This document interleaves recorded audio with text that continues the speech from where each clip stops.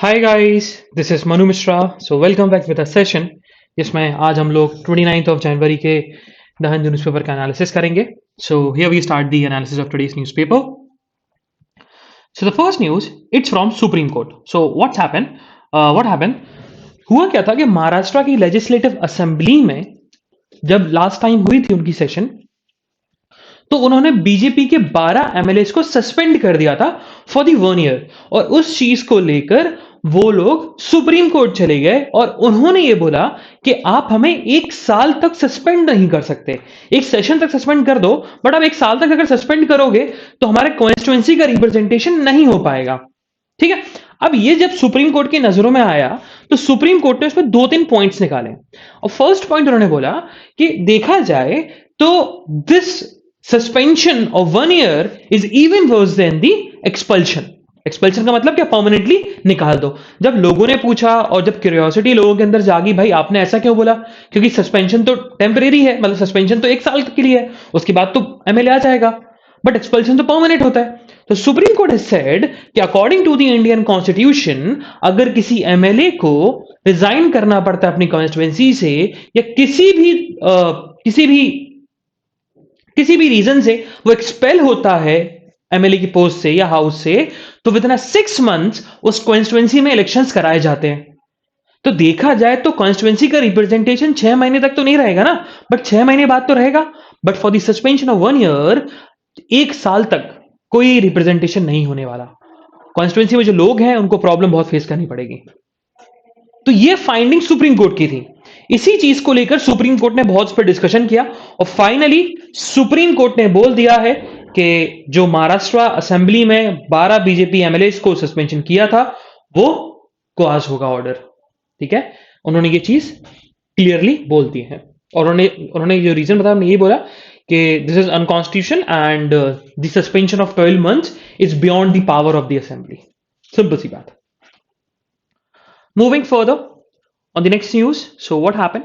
सो हुआ क्या, हमने एक 3-4 दिन पहले हमने एक न्यूज पढ़ी थी, एंड दैट्स अबाउट कि पाकिस्तान हिंदू एसोसिएशन ने पाकिस्तान की गवर्नमेंट को लेटर लिखा था कि हमें इंडिया के श्रीन्स या रिलीजियस पिलग्रिम्स में जाने की परमिशन होनी चाहिए। और उन्होंने वो लेटर फॉरवर्ड कर दिया था टू द इंडियन अथॉरिटीज। और इंडियन अथॉरिटीज ने इसका रिटेलिएशन में बोला था कि भाई देखो, आपने लेटर जो हमें मंडे को दिया है और सैटरडे को आप ट्रेवल करना चाहते हैं, तो within a short period of within of this short period of time frame we can not give permission. Reason being is क्योंकि ये एप्लीकेशन और इसकी परमिशन जो है वो बहुत डिपार्टमेंट से गुजरेगी और वो इतने शॉर्ट पीरियड में परमिशन नहीं लिया जा सकती बहुत सारे डिपार्टमेंट से।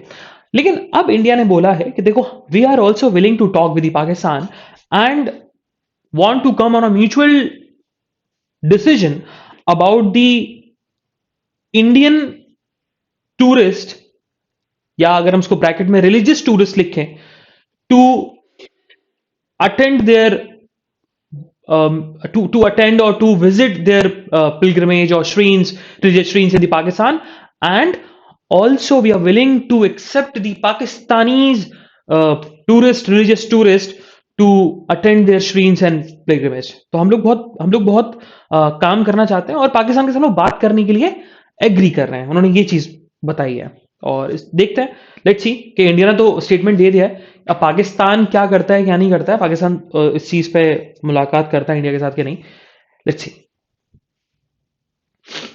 Moving further, so what happened, supreme court में एक इशू बहुत समय से पड़ा हुआ था। एंड सुप्रीम कोर्ट में जो इशू था वो ये था, promotions in the jobs of SC and ST communities को लेकर। तो सुप्रीम कोर्ट ने बहुत सिंपल सी बात बोली। सुप्रीम कोर्ट ने बोला कि ये हम डिटरमाइन नहीं करेंगे। देखो, पहली बात, देखो कभी भी कोई पूछा जाए ना कि भाई आप हमें ये बताओ कि promotions of SC and ST in the government jobs, क्या ये फंडामेंटल राइट है? तो एक शब्द बोलोगे नहीं, it's not a right. Okay, even the reservation is not a right. हाँ, अगर स्टेट को लगता है, if I am saying state, it mean central government and state government both. बाकी होता तो लोकल एडमिनिस्ट्रेशन भी है, आर्टिकल 12 को अगर हम खोल के देखेंगे। बट अभी जो हम स्टेट की डेफिनेशन इतना समझना, अगर मैं स्टेट बोल रहा हूं अभी इस पॉइंट में, इस न्यूज में, बाकी मैं बता दूंगा मैं किस स्टेट की बात कर रहा हूं, लेकिन अभी मैं जो स्टेट बोलने जा रहा हूं दैट मीन्स सेंट्रल गवर्नमेंट और स्टेट गवर्नमेंट। तो स्टेट गवर्नमेंट और सेंट्रल गवर्नमेंट को अगर लगता है कि गवर्नमेंट जॉब्स में, चाहे गवर्नमेंट जॉब्स हो चाहे एडमिशन हो, वहां पर एससी और एसटीज या ओबीसीज का रिप्रेजेंटेशन अच्छा नहीं है, पुअर रिप्रेजेंटेशन है, तो वो लॉ बना सकते हैं रिजर्वेशन के लिए। अगर वो लॉ बन गया तो उस लॉ के अंडर जो परसेंटेज डिसाइड हुआ वो राइट कहलाएगा, है ना। लेकिन आप कोई पर्सन रिजर्वेशन डिमांड नहीं कर सकता। कोई आ नहीं सकता कि भाई रिजर्वेशन और फंडामेंटल राइट है, मुझे रिजर्वेशन चाहिए। Even in the promotion, that's what supreme court has clarified, इन्होंने बोल दिया है। अब जब ये पॉइंट इशू रेज हुआ था कि आप हमें ये बताओ, क्योंकि देखा जाए तो गवर्नमेंट जॉब्स में देखें तो और प्रमोशंस में अगर हम देखते हैं तो पुअर रिप्रेजेंटेशन है एससीज एंड एसटीज का। अब इस चीज को लेकर सुप्रीम कोर्ट ने बोला कि ये हमारा काम नहीं है, हम डिटरमाइन नहीं करेंगे कि भाई किस डिपार्टमेंट में पुअर रिप्रेजेंटेशन और किस डिपार्टमेंट में एससी और एसटीज का रिप्रेजेंटेशन अच्छा है और किस डिपार्टमेंट में जरूरत है उनको रिजर्वेशन देने की। ये जो काम है वो स्टेट्स का है एंड यूटीज का है। अब अगर मैं स्टेट और यूटीज बोल रहा हूं, इट मींस स्टेट गवर्नमेंट और द यूनियन टेरिटरी गवर्नमेंट, ये उनका काम है।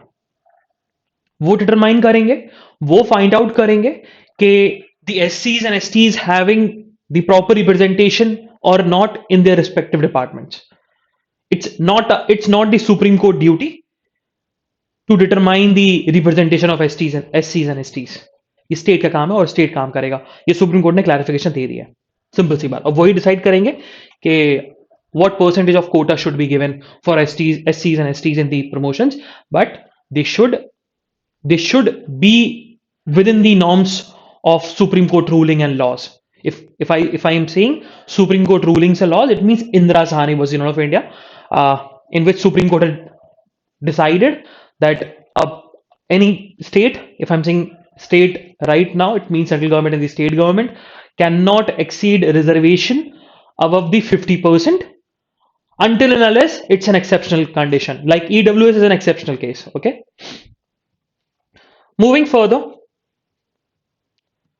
so अच्छा ये रशिया से न्यूज है। सो व्हाट हैपन, रशिया की तरफ से स्टेटमेंट आया, तो रशिया के स्टेटमेंट आया कि वो अपन समझ लेंगे पहले। What happen, US and NATO has deployed their forces in the eastern European side to boost the morale of Ukraine and to safeguard the Ukraine from the Russian atrocities, or we can say that Russian attacks, future attacks.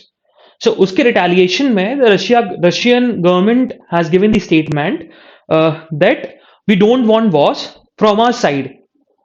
If the power is in our hand, so we don't want wars, but we cannot ignore our interest. So Russia is very confident, and Russia is on the, उनका confirm है, they are on the verge कि Crimea is our part and we want Crimea. So the bone of contention between the Ukraine and Russia is Crimea, the strip of land. The reason being is Crimea is rich of natural resources, oil and gas. So that's why Russia is demanding before the disintegration, Ukraine is also the part of the USSR, but after the integration, the Crimea became the bone of contention. So after the disintegration, Russia claims that Crimea is our territory. Ukraine claims no, it's not yours, it's our territory. So इसका जो फिर जो first, अगर हम देखा जाए तो first जो मेजर वर्ल्ड न्यूज में जो आया था वो तब आया था क्योंकि हम G7 की जब बात करते हैं तो वो G8 था पहले, उसमें रशिया भी इंक्लूड था। बट व्लादिमीर पुतिन उस समय प्रेसिडेंट थे रशिया के, तो उन्होंने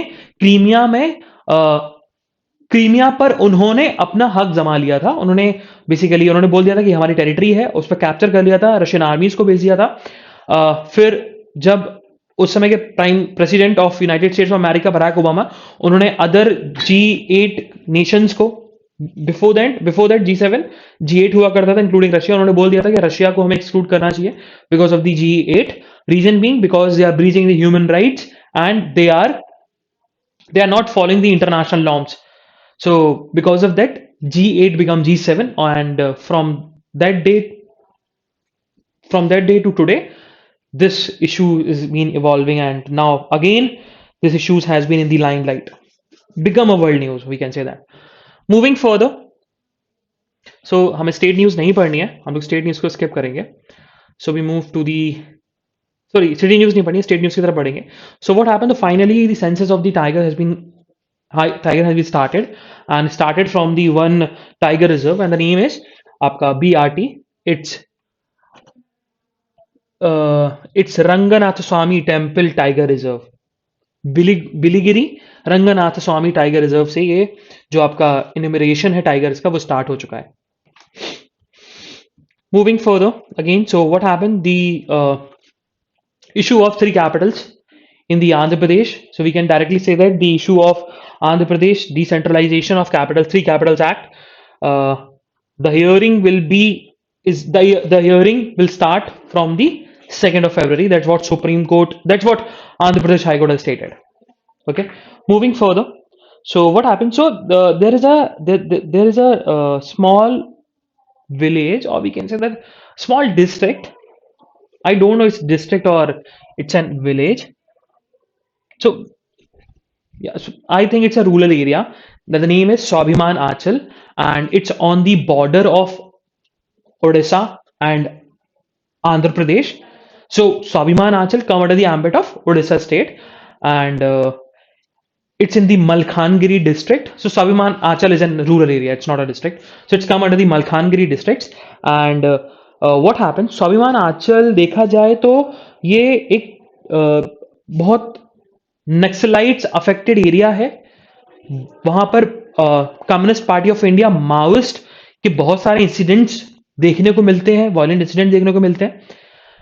तो देखा जाए तो ये एक बहुत अलग एरिया था, और वहां पर लोग वोट करने भी नहीं जाते थे.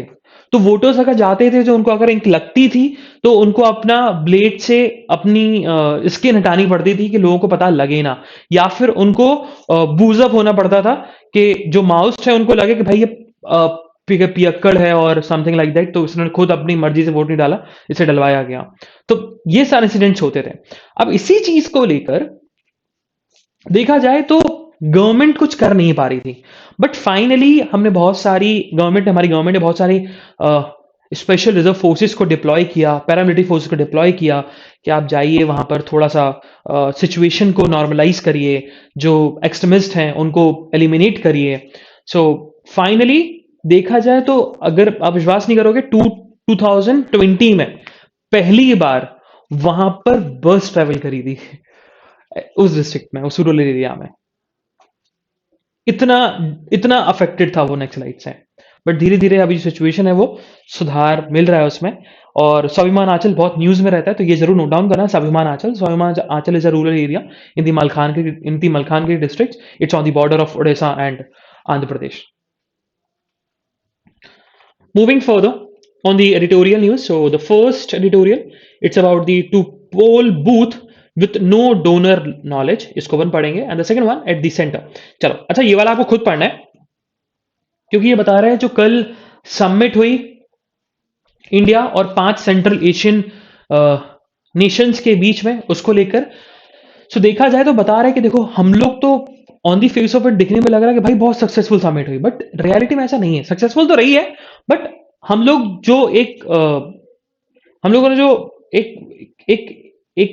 एक आइडिया बना लिया है कि हमारे रिलेशंस जो है बहुत स्ट्रेंथन हो जाएंगे, और जो 5 सेंट्रल एशियन नेशंस हैं वो चाइना के साथ काउंटर करेंगे और बहुत सारी चीजें. बट इन रियलिटी अगर हम बात करें ना, तो $2 बिलियन का जो ट्रेड है ना, वो हमारे इंडिया का कजाकिस्तान के साथ होता है. And it's about the export of energy, sorry, okay, not oil, energy. और अगर हम चाइना की बात करें ना, तो चाइना उन 5 सेंट्रल एशियन नेशंस के साथ $41 का ट्रेड करता है. और चाइना ने बहुत इन्वेस्टमेंट कर रखा है, और उन्होंने ये भी बोला कि बाय द एंड ऑफ 2030 जो अभी एग्जिस्टिंग ट्रेड है उसका अमाउंट जो है $41 बिलियन, उसको हम डबल कर देंगे 2030 तक. And one more thing, what China has done, they have invested on many infrastructural projects in the 5 Central Asian region under the One Belt One Road initiative. And even Pakistan has also basically we can say that also starting the good relations with the 5 Central Asian nations by engaging those 5 Central Asian region in the Indo-Pacific region. अब Russia की बात करें तो Russia भी 5 central Asian region के साथ अच्छे relation है उसके। अब रशिया इंडिया का भी फ्रेंड है, चाइना का भी फ्रेंड है, बट आइडियोलॉजीज अगर देखी जाए तो वो चाइना के ज्यादा क्लोज हो गया अभी के कुछ सालों में। सो यही चीज बता रहे हैं कि इंडिया के लिए, अगर इंडिया जो सोच रहा है कि सेंट्रल एशियन नेशंस के साथ हमारे रिलेशंस बहुत अच्छे हो जाएंगे और सक्सेसफुल रहेगा, ऐसा नहीं है। फ्यूचर में डिपेंड करता है। और देखा जाए तो इंडिया के साथ एक और प्रॉब्लम है, वो प्रॉब्लम ये है कि इंडिया डायरेक्टली कनेक्टेड नहीं है उन नेशंस के साथ। तो इंडिया के पास दो रास्ते हैं। एक तो या फिर आप चाबार पोर्ट को बिल्डअप करो, तो उसको बिल्डअप करना बड़ा प्रॉब्लमेटिक है, क्योंकि भाई अगर आप चाबार पोर्ट को बिल्ड करोगे तो आपको उन 5 एशियन नेशन से पैसा मांगना पड़ेगा, आप भी इन्वेस्ट करोगे जो कि हाई इन्वेस्टमेंट है। दूसरा, अगर आपने बिल्ड कर भी दिया तो आपको डर भी है यूएस की तरफ से कि यहाँ के ऊपर सैंक्शंस ना लग जाए, ये भी है। फिर एक और है रशिया वाला रूट, तो आप रशिया के रूट से जाओ, है ना। लेकिन आप रशिया के अगर रूट से जाओगे मतलब डायरेक्टली आप कोई बेसिकली ईरान में पोर्ट है, आप ईरान के पोर्ट पे जाओ, फिर वहां से आप रशिया ट्रेवल करो। लेकिन फिर वो रूट जो होता है वो 2 नेशंस को और एक्सक्लूड कर देगा, मतलब आप सिर्फ 3 सेंट्रल एशियन नेशंस को ही टच कर पाओगे, 2 को फिर आप एक्सक्लूड करना पड़ेगा आपको। तो बहुत सारी प्रॉब्लम्स हैं इंडिया को फेस करनी पड़ेंगी to strengthen relations with the 5 central Asian nation. Let's see future में इंडिया क्या स्टेप लेता है।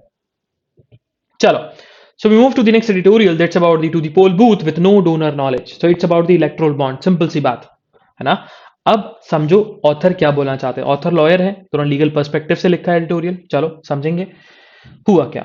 देखो, जब भी कोई वोटर वोट डालने जाता है ना, तो because of this electoral bond ही और she doesn't have no knowledge about कि हम जिस कॉन्टेस्टेंट से जिस पर्सन को हम वोट देने जा रहे हैं उसकी पॉलिटिकल पार्टी को डोनेशन कहां से आया, डोनेशन किसने दिया, और उस डोनेशन अमाउंट को उन्होंने कहां स्पेंड किया, यह हमें पता ही नहीं होता है।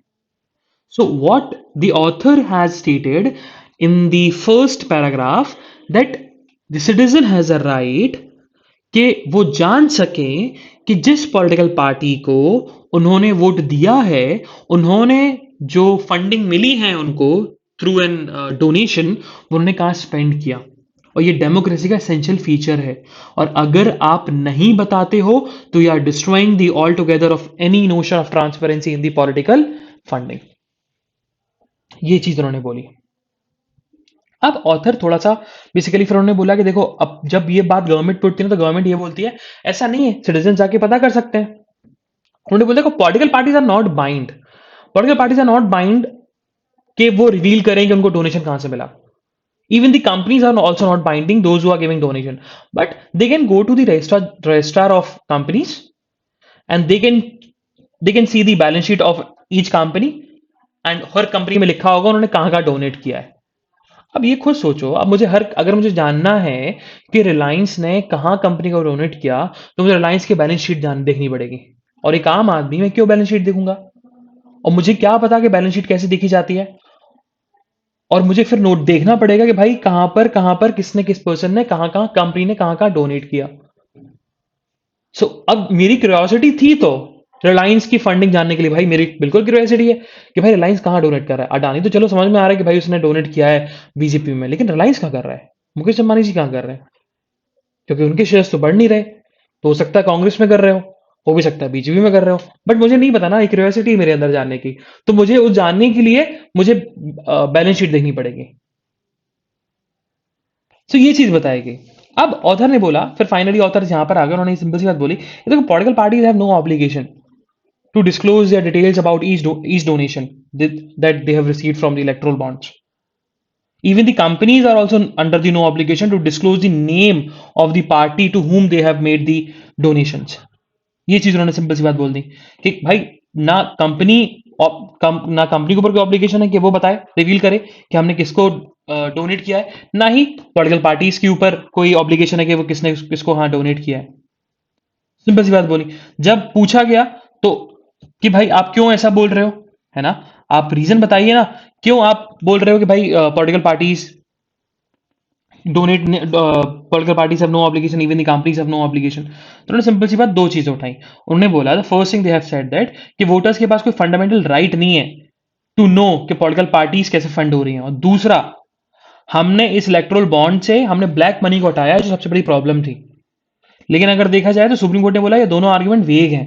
उन्होंने सिंपल सी बात बोली कि जब आप बोलते हो ना कि वोटर्स के पास कोई फंडामेंटल राइट नहीं है to know how political parties are funded, that is wrong, because voters have a right to freely express themselves during the election, and they are entitled for all the information for the purpose and the vigorous of this right, and right means right to vote. और second चीज आप जो बोल रहे हैं कि भाई black money को हमने एलिमिनेट कर दिया, वो भी गलत है। क्यों?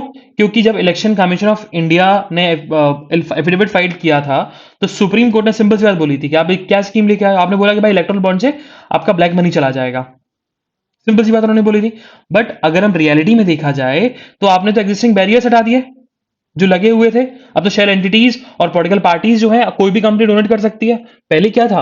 पहले दो चीजें डिफेंड करने के लिए थी। तो पहले क्या था कि भैया कि अगर कंपनी 3 साल पुरानी है तब जाके वो डोनेट कर पाएगी। अगर 3 साल के अंदर अंदर वो बनी है तो वो कंपनी किसी पॉलिटिकल पार्टी का डोनेट नहीं कर सकती। ये था। और दूसरी बात ये लिखी हुई थी कि कंपनी जो है ना, कोई भी कंपनी हो, वो 7.5% से ज्यादा नेट प्रॉफिट डोनेट नहीं कर सकती। लेकिन अब आपने ये दोनों जो प्रोविजन वो हटा दिए, तो अब तो सेल कंपनीज भर भर के बन रही होंगी, भर भर के डोनेशन हो रहा होगा। तो अब जो ब्लैक मनी की बात कर रहे थे, अब तो वो और बेकार चीज होगी। Even RBI also had pointed out on this issue. उन्होंने बोला था कि हमने ब्लैक मनी को एलिमिनेट नहीं किया, बल्कि और थोड़ा बढ़ाने की कोशिश कर रहे हैं। अब आप बस आपने ये बोल दिया आप कैश में ट्रांसफर नहीं करो, आप इलेक्ट्रल बॉन्ड्स में ट्रांसफर करोगे। तो देखा जाए शेल कंपनी तो बन सकती है ना अभी भी। ये चीज उन्होंने बोली। अब यही चीज ऑथर ने यहीं पर लिखा गया। फिर उन्होंने ऑथर ने फिर यही लिखा है हायर जुडिशरी को लेकर कि इवन हायर जुडिशरी के बहुत सारे जो जजेस हैं in even the high courts also have stated that के इलेक्टोरल बॉन्ड्स जो हैं वो ब्लैक, और जो जिस पर्पस के लिए वो आया था वो पर्पस फुलफिल नहीं कर रहा। ब्लैक मनी को एलिमिनेशन के लिए आया था, वो बिल्कुल पर्पस फुलफिल नहीं कर रहा। तो उनका यही कहना है कि इलेक्ट्रल बॉन्ड्स को लेकर सुप्रीम कोर्ट को जो हियरिंग फिर से करनी चाहिए एंड इस पे प्रॉपर जजमेंट लाना चाहिए। That's what author is talking about. Moving further towards the national news. So what happened? So what Supreme Court had stated? Supreme Court said कि आप डिबेट्स पे इंगेज हुई है। उन्होंने हाउ जब अभी देखा जाए तो अभी बजट सेशन स्टार्ट होने वाला है एंड उन्होंने ये बोला, सुप्रीम कोर्ट ने सिंपल सी बात बोली कि तो बजट सेशन स्टार्ट होने वाला है एंड हम ये एक्सपेक्ट करते हैं कि हाउस में जो डिबेट्स होंगी उनमें आप इंगेज होंगे, ना कि किसी एक दूसरे को रिडिक्लाइंग में। मतलब रिडिक्लाइंग का मतलब किसी एक दूसरे की बेइज्जती करने में आप इन्वॉल्व नहीं होने वाले, एक दूसरे को नीचे दिखाने में इन्वॉल्व नहीं होंगे। What we expecting that we expecting कि आप डिबेट्स में इन्वॉल्व होंगे, डिबेट्स में इंगेज होंगे। Moving further, so finally India ने पहला ब्रह्मोस का जो एक्सपोर्ट है उसकी डील साइन कर ली है विथ फिलीपींस। तो अब $375 मिलियन की डील साइन हुई है फिलीपींस के साथ एंड ब्रह्मोस जो है वो एक्सपोर्ट की जाएगी फिलीपींस को। मूविंग फर्दर, अच्छा ये पूरा पेज पॉलिटिक्स है, नहीं पढ़ना है। So again on the national news, so what happened? So कल इंडिया में 2.34 लाख फ्रेश केसेस निकले कोविड-19 के एंड 857 डेथ्स रिकॉर्ड हुई हैं within and around 24 hours. ये चीज बताई गई। And one more important news and it's about कि वुहान की जो लैब है वहां पर एक रिसर्च कंडक्ट हुई, स्टडी कंडक्ट हुई and study is about the NeoCoV. तो NeoCoV is also corona virus but it's not SARS, it's MERS. So it's middle east corona virus, या मार्स इसको बोलते हैं, मिडिल ईस्ट रेस्पिरेटरी सिंड्रोम। जैसे कि आपका अभी जो इंडिया में जो था कोविड-19 था वो था सार्स था, severe acute respiratory syndrome corona virus 2। और एक और कोरोना वायरस, एक और वेरिएंट, एक तरीके से स्पेसिफिकेशन है, that is Mars, middle eastern respiratory syndrome. तो अब देखा जाए तो ये मिडिल ईस्ट से इवॉल्व हुआ था, इसके बाद इसीलिए इसको मिडिल ईस्ट लिखा गया। एंड देखा जाए तो सार्स जो है वो ज्यादा लीथल नहीं होता बट ट्रांसफरेबिलिटी ज्यादा होती है। बट न्यूकॉफ या हम उसको मार्स बोल सकते हैं, that is very very lethal but are less transmissible and they are only found in the animals. But एक स्टडी कंडक्ट हुई वुहान में और बताया गया कि स्टडी के अंदर यह पता लगा कि अगर न्यूमोकॉव वायरस जो है अगर एक सिंगल मॉलिक्यूलर चेंज लाता है ह्यूमन सेल्स के अंदर तो वो ह्यूमन को भी इन्फेक्ट कर सकता है। तो इससे पता लगता है ट्रांसफरेबिलिटी जो भी है वो एक्सीड हो चुकी है ह्यूमन बॉडी के अंदर भी। मूविंग फर्दर, सो कल एक report I and the report is about कि इंडिया में कितने शेड्यूल कास्ट के एंटरप्रेन्योर्स हैं। तो टोटल निकला कि total around 6% of the MSMEs, मतलब micro small and medium enterprises का 6% जो है वो शेड्यूल कास्ट एंटरप्रेन्योर्स है। एंड सबसे ज़्यादा एंटरप्रेन्योर शेड्यूल कास्ट के they are from the state of Maharashtra, followed by Tamil Nadu, and third place goes to Rajasthan.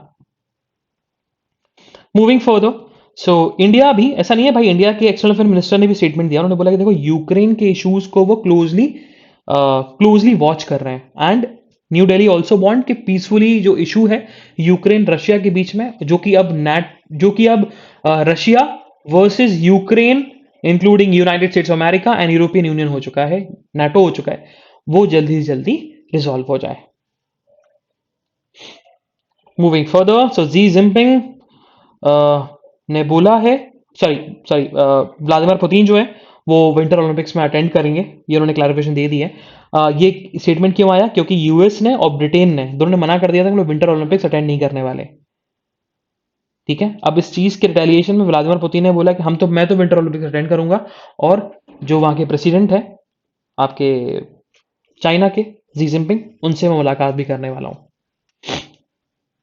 Moving further, सो हॉन्डुरस को पहली विमेन प्रेसिडेंट मिली।